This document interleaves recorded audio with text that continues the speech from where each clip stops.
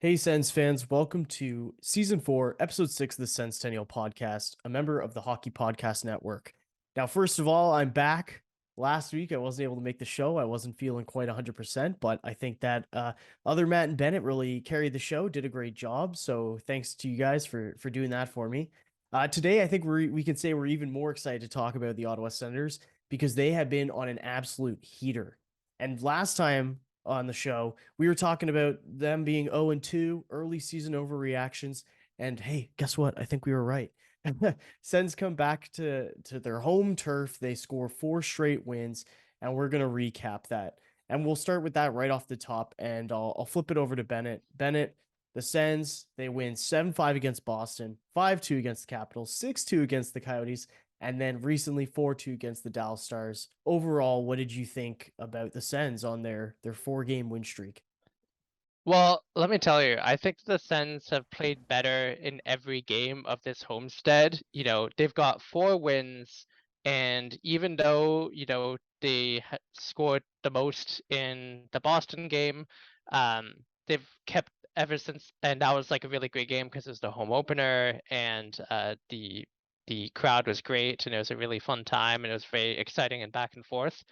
But the wins against Washington, Arizona, and Dallas, for me, are more impressive because because the competition has been pretty good, especially against Washington and Dallas. Arizona, we're not fantastic in that game, but especially against Dallas, they really dug it out and they won. They really won it in the third period, which is great to see. This is a period that the Sens have historically struggled the last couple of seasons. So seeing them being able to seemingly learn how to close out games has been huge. And man, I mean, it's been such a turnaround. We're getting offense from all 4 lines, which we haven't had in a very long time. Our top 6, our top 9, however you want to square it, have all been producing. The fourth line has been bringing energy and the odd goal here and there. Goaltending has been solid, respectable, like nothing crazy, but enough to get the job done. We've limited our opponents to 2 goals a game for each of the last 3. I mean, things are looking really, really good right now. And there's some good teams in the 4 that we've recently beat at CTC, and we really hope that they can keep this momentum going because it's been great to see the Sens sort of climbing up the standings again. I really couldn't disagree with you there, especially considering as you pointed out, the good teams that we beat. Boston and Dallas were both undefeated when we came up against them, and Boston is outside of us. We're their only loss. Um, and it's so cool seeing all this respect that's being put on the Senator's name right now because they look so freaking good. Our top line with Tkachuk, Batherson, and Stutzla is making people scared. Like whenever they're on the ice, they're always doing something, and I think it's a real um, point of confidence when you see them down their starting goalie and missing their second line or first line center, whatever Josh Norris is, and they go out and beat Dallas pretty handily. The first half of the first period, they didn't really look that in the game. They started bouncing back. They got solid goaltending from Hellberg, aside from the fact that he definitely got scored on that wraparound chance. But Hey, he claims he beautiful. didn't. He I mean, I would too, but beautifully, the NHL has a rule: if it's called a goal or if it's not called a goal on the ice, you have to have 100% evidence that will overturn it, and there just wasn't enough. There was enough reasonable doubt to assume that, hey, you could be seeing a bit of his blocker or what have you. So they bounce back from low shot differential, and then they just take over. That third period was just sheer dominance. Um, I didn't on it. Like I wasn't worried after they scored the go-ahead goal, the second goal of the night. I knew they were just going to lock it down, and that speaks to how confident we are in our defensive core, which I don't think we could say for a very long time. Yeah, no, and honestly, I think I was at the home opener, of course. I think all of us were. Yeah, we all were. And yeah, like There's a that game picture was to prove it. true, yeah. But that game was an absolute shootout. And I was like, okay, well, we got the win, but we gave up a 3-goal lead. And then, when we were up 6-3, we let them back into the game. And it was as close as 6-5 towards the end until the Sens got that extra insurance marker.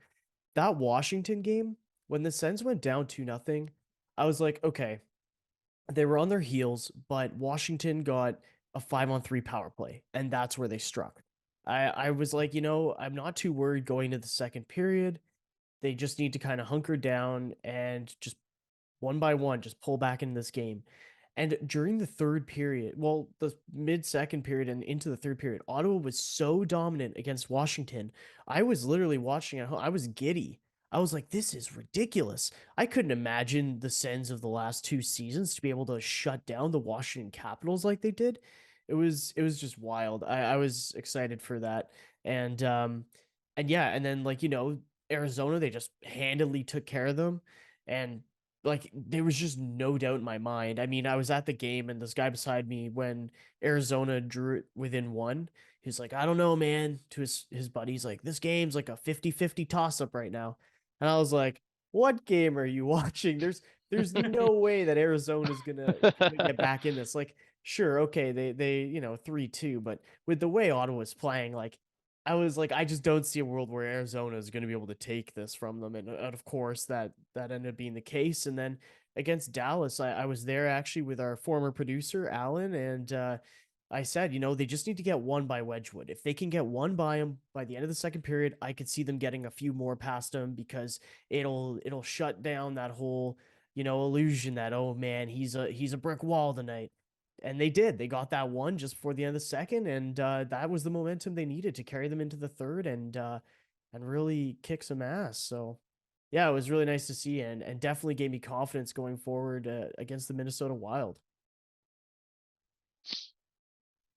Yeah, and let me tell you the thing that is really good to see about these series of Sens wins is that we know how tough it is going to be in the Eastern Conference to make the playoffs this year.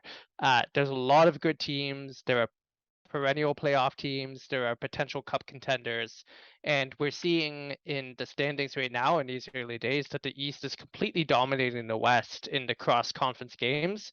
So the Sens have it tough. They're in a tough conference, they're in a tough division. But what we can say is that we beat Boston and we beat Washington. And if the Sens are going to have any hope of making the playoffs this year, it's going to be banking on teams like Boston and Washington dropping out of their playoff positions from last year. These teams that have been perennial playoff teams, but which are aging and which are, probably like starting to, like, their windows are closed or are closing.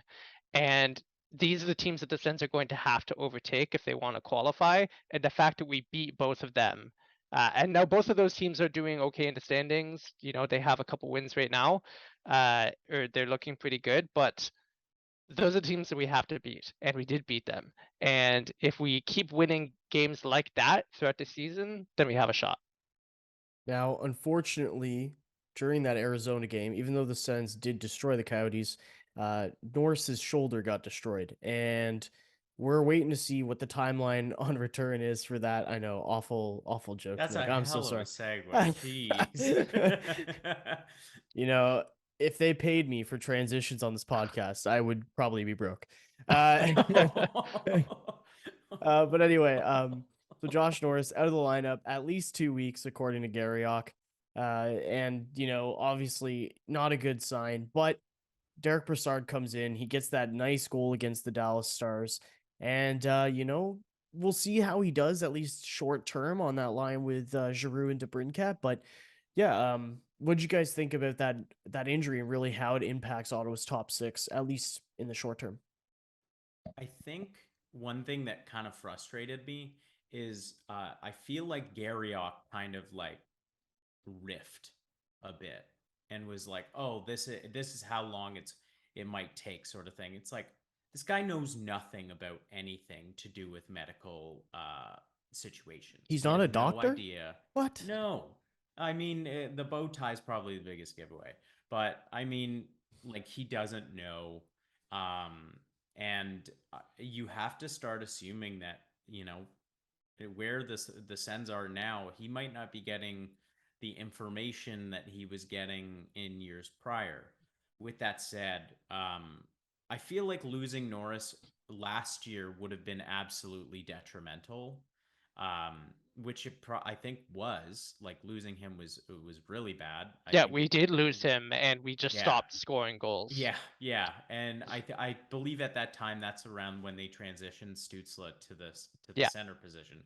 So there was a win there, but like why leave it to Sens fans to sort of squabble about who's going to take over the 2C position, either our rookie who's scoring at a crazy pace, or this old perennial top six forward who gets in on a PTO, gets a contract out of it, and there's good chemistry on the third line. It's like, guys, they'll switch them. It's gonna be fine. It doesn't matter. Yeah, like I would love to see Pinto playing regular minutes, but he scored last night. So if he just keeps doing that, I really don't care what line he plays on. With that said, though, I really hope Norris's injury isn't long term, because taking the pressure off of a guy like Brassard, um, with considering his age and where he's at, um, would be huge for a potential playoff push. But it gives a great opportunity for our young centers like Stutzla, Pinto, and even Mark Kastelik, who has been playing very good hockey recently. Yeah, and obviously it really sucks to see Norris go down. We know that the shoulder has been a recurring place of injury for him. He missed time from it as a rookie. Back when he was still a prospect. He had shoulder issues coming out of the World Juniors one year. He missed time last season with a shoulder injury. So we hope that it's not serious and that he can recover quickly, because he is an important player on this team, and our center depth has been a strength so far this season, and we don't want to see that strength become a weakness. Now, that being said, I think it's interesting that, the chatter about, oh, like Sens missing their first line center. I think that it's clear to see at this point, up to this point so far in the season, it's only been 6 games. Stützle is the first line center on this team, as we sort of imagined he would be when we did draft him back in 2020. At the start of last season, we were playing him on the wings, so we were sort of like, oh, maybe center for him isn't in the cards. We don't know. We want to see him get some reps there. But after everything that happened last season and the start of this season, he is our guy. He's playing on the top line that's been so dominant with Tkachuk and Batherson. Norris has looked good on that second line role, which I think is where he is best suited anyway. I think that Timmy at 1C looks good. Norris at 1C looks a little bit sus, just when you're lining up against the other teams in our division and in our conference. So I think that Norris is exactly where he should be. He's got a couple points. He's been slow out of the gate. But you saw when he went down with that injury, I mean, nothing happened, right? Like, so it was clearly bothering him already, because, he went to win a face-off and just hit the ice. So there's clearly an issue there already that was exacerbated by whatever he did. So maybe that could be an explanation for why he was a little slow at the gate to start the season.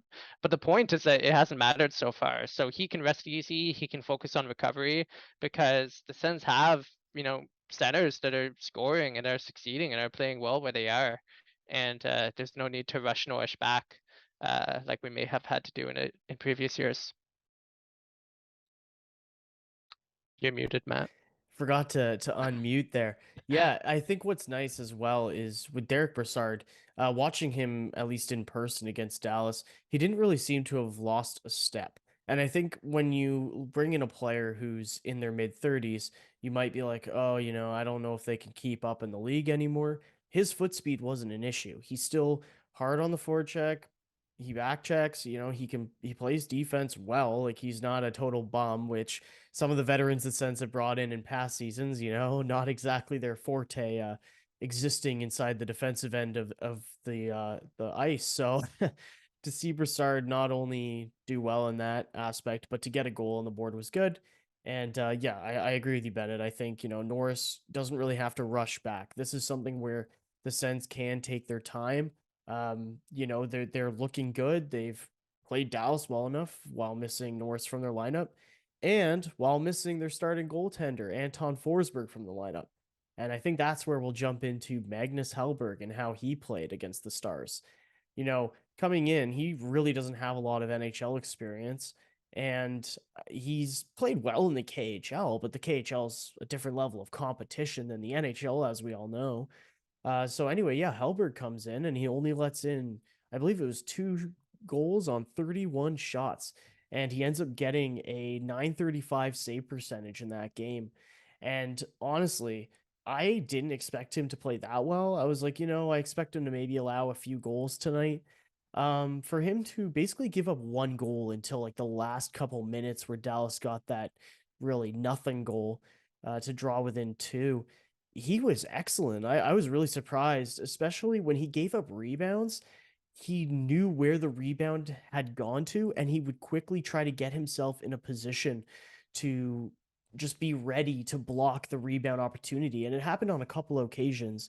And as much as we want our goalies to have good rebound control, if you're going to give a rebound up, make that second save. And he was doing that.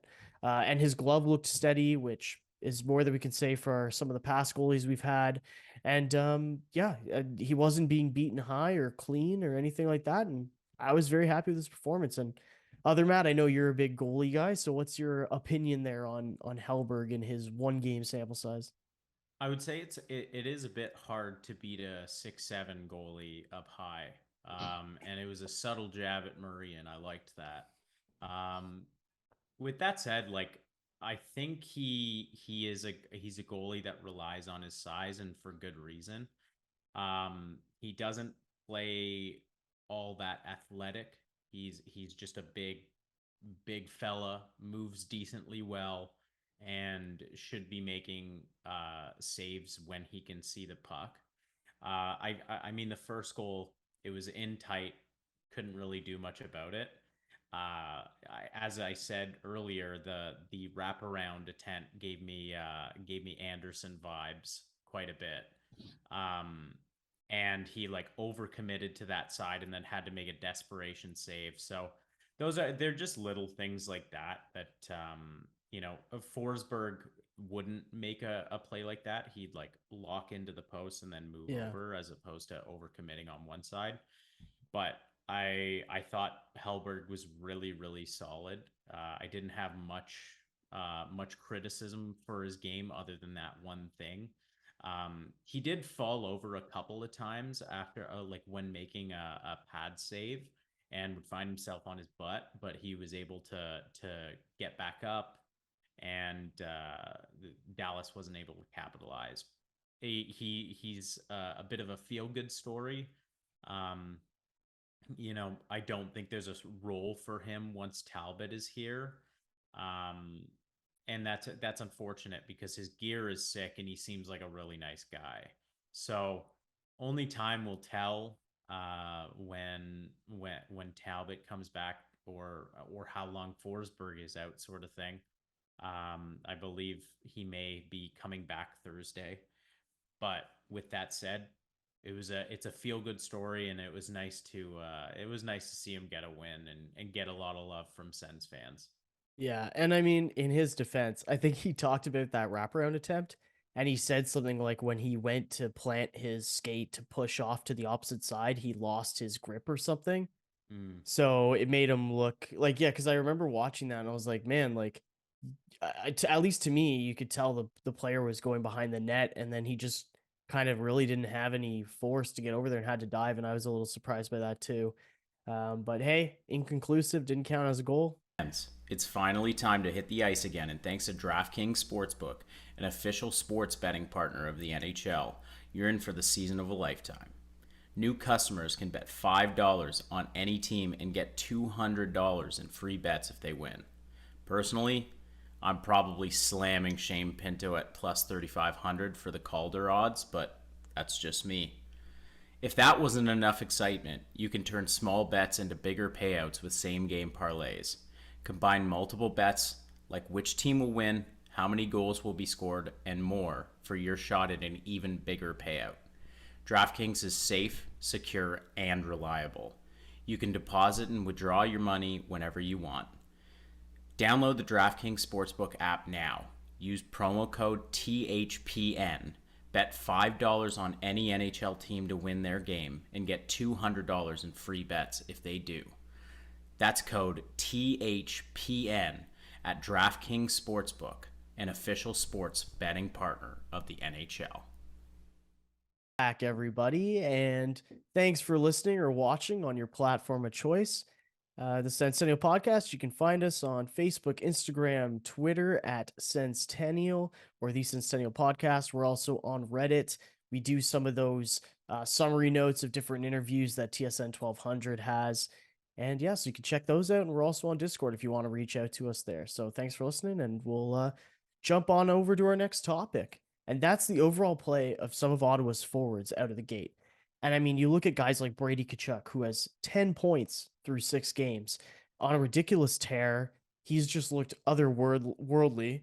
Drake Batherson, 9 points playing in 6 games. Some of these guys are playing lights out. Even Tim Stützle and Alex DeBrincat, who, I mean, both have been noticeable, but neither have been racking up goals or anything. They're both point per game, and it's kind of been more of a quiet point per game for each of them. So, Bennett, I'll kick it off with you. Like, what have you thought about Ottawa's forwards out of the gate? Yeah, well, we're seeing this season what we haven't seen in recent seasons, which is that the Sens have forward depth for the first time in what feels like a long time. Last year we had one good line. We had the Tkachuk, Norris, Batherson line was pretty good when all three of them were together, and then we had Stützle, who was sometimes good, sometimes not great, but was paired with guys who had no business being in the top 6 of any NHL team. Which dragged him down a certain extent.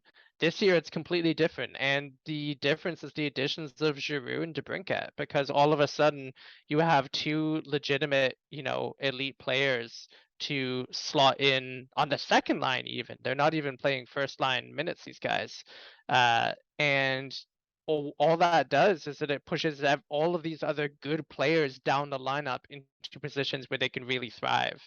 And what we've been seeing here is that having one really good line with Stützle, Tkachuk, and Batherson, who are tearing it up at 5-on-5 in particular, they've been good on the power play, but they've been really good at even strength, which is huge, because that's been a massive area of weakness for the Sens recently.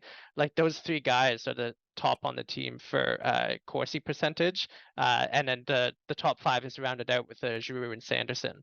But it's been really great to see them able to do that, and then that leaves more space for Norris, Giroux, DeBrincat on that second line to thrive, and it really opens up space for someone like Shane Pinto, who we've seen who's got 5 goals so far this season and 1 assist. He's playing at a point per game pace as a rookie. He's looking like he's dominating in that third line position, and that's the beauty of having forward depth, is that it allows you to have a third line and a fourth line that still has talent on it, because what we had last year was 1.5 decent lines, and then anyone in the middle 6 could have been a fourth liner, or maybe like a slightly below average third liner, whereas now we have strength everywhere in the lineup, and it shows because we're getting goals from everywhere. Yeah, and actually, I didn't even mention Shane Pinto off the top there, and I definitely should have, because 5 goals and an assist in 6 games is nothing to scoff at. And actually, after the game against Dallas, my dad ended up texting me saying, forget rookie of the year. This guy keeps this up, he could be league MVP. So I told my dad, maybe dial it back a bit. Let's not get our hopes too high here. But it was kind of funny to see that roll in. And yeah, other Matt, what did you think about the forwards and how they played so far?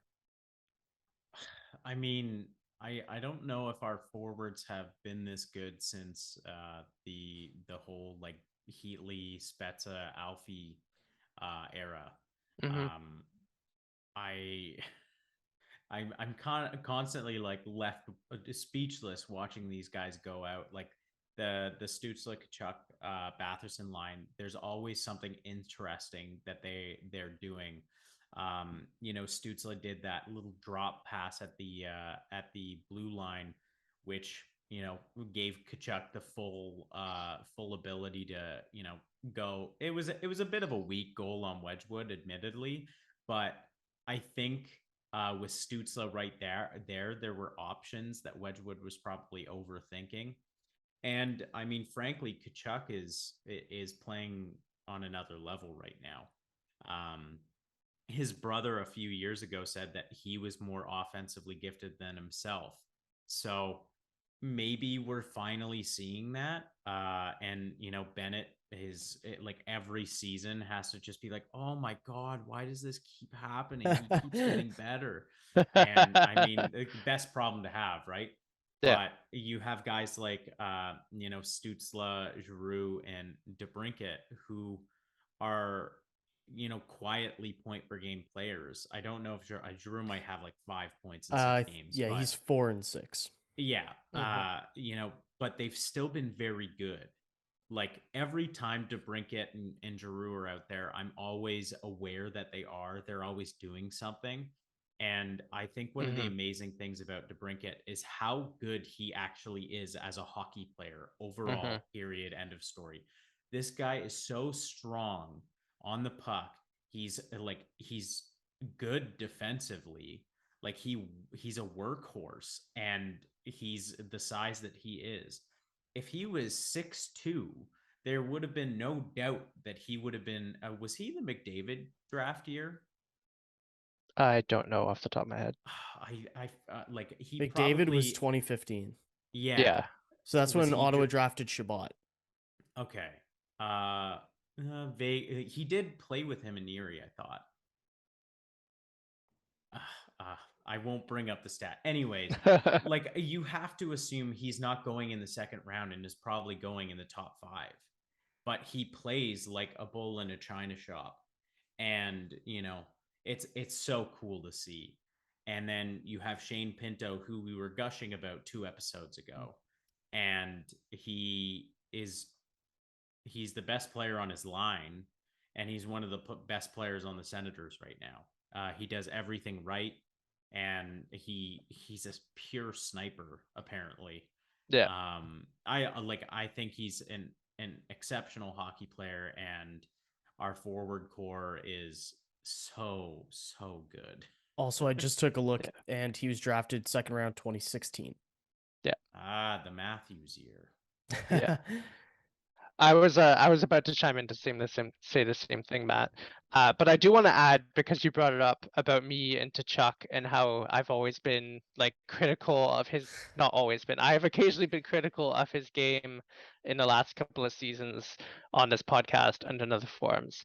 And I say the reason why I did that, and the reason why I'm taking the time now to like put some respect on his name, is because like we know like the trajectory that he was on, and we knew that like he had the capacity to be this kind of player, but we weren't seeing it.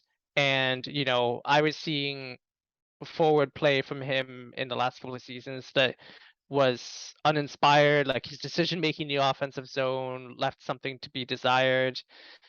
I don't think that he was choosing good opportunities all the time. But in the early stages of this season, we're seeing a lot of that turned on its head. And he ended up playing well last year. Like he was still like the best player on the team in terms of points. But now we're seeing him not just being the best player on the team, but just like one of the best players in the league. And so that's the difference. And we hoped that this was what he was capable of, to be able to be a dominant force physically, to be able to bring the offense at 5-on-5, to be able to shoot and score and pass and make plays and just be a disruptive, pestering influence. And we saw flashes of it, but now we're starting to see it come together. And if it stays like this for the rest of the season, even if the point pace drops off, but we see that kind of consistency developing, then that's going to be huge for him and huge for this team. And before we move to the defense, one thing I want to mention is we didn't even bring up the faceoff percentage. Kastelik is rocking a 71% on the faceoffs. League best. Pinto is at 61%. Josh Norris, before he went down with injury, was basically at 58%. Claude Giroux's at 51.6%. And then both Tkachuk and Stützle, who have taken almost the same number of draws, are at 50%. You could not say that all of our centers are 50% or higher on faceoffs last season. So that is also, I think, a big reason why we're seeing the Sens come away with more puck position and more scoring chances, because they're winning those faceoff draws. They're getting the puck more than their opposition, and that's really helping them translate to more zone time. So I just wanted to bring that up before we moved on to the defense. And on the defense front, I don't think we need to run down everybody, but there's some guys who I think have been standouts that we can touch on. Eric Brandstrom, Jake Sanderson, Travis Hamonic, I kind of wanted to talk about a little bit, and Thomas Chabot. I guess I'll let other Matt kick things off, and then Bennett, you can give us your thoughts. I'd say being a Brandstrom truther has been my role on the podcast for a long time, and now he's getting the opportunities he deserves, and we have to have one of the best third pairings in the league now because of that. He's so good. Analytics are loving him right now. He's defensively sound. Yeah, he's small, but he's doing everything right and what everybody is asking for. And I saw that tweet you posted, Matt, where it's like somebody called in to say that he was overrated. Brandstrom's overrated. And it's like, this guy has never been rated for the Sens, period. And now he's getting a little well-earned respect. Sit down and shut up. Then you have Sanderson, who's I believe one of the, analytically speaking, one of the in the conversation for top 10 defensive defensemen right now. Analytic models are loving him, and rightfully so. He looks incredible. With that said, though, I think Hamonic might be propped up a bit in those models because of that. He's probably the defenseman I least like on the out of the whole D. I think in a third pairing role, I would have no problem with him, but he's playing bigger minutes with Jake Sanderson. So Chabot is Chabot. Love the guy. He had a great game yesterday, and I'll turn it over to Bennett because he's the man. I don't really have much to add to what you were saying there, Matt. The defense has been solid. The real standouts so far this season have been Sanderson and Brandstrom, which is funny. I mean, how long has Sens fans been talking about Sanderson and Brandstrom, waiting for these guys to arrive? Literally in the case of Sanderson, and metaphorically in the sense of Brandstrom, because he's been on the team for the last couple of seasons. But now we're seeing it. We're seeing them putting it together. Brandstrom has looked he's looked fast on his feet out there. He's been making passes and plays. He's been going for skates. He's been taking other teams' defenders with him on these long skirting runs around the edge of the boards. It's been fun, and Sanderson has been rock solid. He's generating buzz around the league, not just with Sens fans, talking about how poised and mature he has looked on the ice. He had to get a bunch of stitches put in his face the other game because of a high stick, and he's been rocking those in the game since then. He got a quick introduction into the physicality of this league, and he is undeterred, and he has been really good. He's popped in with a few assists. He has been reliable defensively, and he looks like the answers to not all, but definitely some of like the Sens question marks on the back end. And if we can find another piece, somebody who's an upgrade on Hamonic to fit in alongside him, then we'll be cooking. Yeah, and I'll touch on Sanderson and Brandstrom in a second, but just while we're on the topic of Hamonic, there's definitely times where he makes plays that you're just like, oh no. And against the Stars, he got walked at one point, and it was kind of funny because I doubt they showed on TV, but after he got walked and Hellberg made the save, he started like flexing his stick on the ice, like almost like, what the heck, man? What's wrong with the stick? And I just thought it was kind of funny. And that's no slight against him. I just kind of thought it was a bit comical in the moment. But yeah, like he was very physical, and I think that's what he's been this whole season. He really isn't the Travis Hamonic of 6-7 years ago, where he was a great two-way player who could put up points and also take care of things in the defensive end. But he is a guy who he's just kind of letting Jake Sanderson do his thing, kind of like Mark Method did with Erik Karlsson. Not comparing them in terms of skill, Mark Method and Travis Hamonic, but more just they're both physical guys. They know that they're not going to be the main transitioner on their line. They're more of a get the puck to the other guy, let him break it out. And that's fine. And I agree that he's probably the weakest link on the blue line right now, but also his contract's up after this season, and I think it'll be a good transitional player until the Sens bring in somebody else, whoever that may be, to fill that role, whether it's internally or externally. But yeah, with Jake Sanderson, I mean, again, against the Stars, he had a moment where it looked like Dallas was about to beat him and get in on an odd man chance, and he like reached behind him and almost like pulled the puck back out of the Sens zone.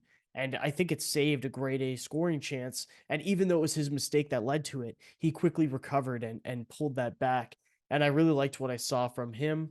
You can obviously see the growing pains still, but the fact that he is so good defensively is a huge crutch to the Sens decor. And last season, the only guy who has given us that was Artem Zub. Like nobody else was giving Ottawa the defensive abilities that Jake Sanderson has shown this so far this year. So, it really has helped make the decor much more steady. Erik Brandstrom's been huge with his transitional play, and I think that's really brought the Sens along. And hopefully they can keep it up. And for a team that everyone was criticizing the defense going into the season, they've been quite a bit better, I think, than people were expecting. So that's definitely encouraging, and hopefully they can keep that up with their upcoming final homestand game against the Minnesota Wild. You guys have anything, some closing remarks before we shut this bad boy down for the evening? Nothing other than to say that it's been really fun watching the Sens recently. We had a couple of dicey games to start the season, but we've since rattled off 4 wins. We're climbing out of the basement, literally in the standings, spiritually as fans, and long may it continue. Yep. We have a good team now from what it looks like, and I hope to get to more games that end up in W's. Hell yeah. Yeah. All right. Well, thank you everybody for listening or watching on whichever platform you're listening or watching to us on. We really appreciate the support. Please, if you're listening on either Spotify, Apple Music, or on YouTube, please consider for following us or subscribing to us. All that stuff, it goes a long way. Drop us a comment, giving us some feedback, seeing where we can improve or what you loved about the episode. We always love seeing stuff like that. And hopefully we'll see you at an upcoming game. So go Sens go, and catch y'all next time. See you, everybody. Later. Go Sens go.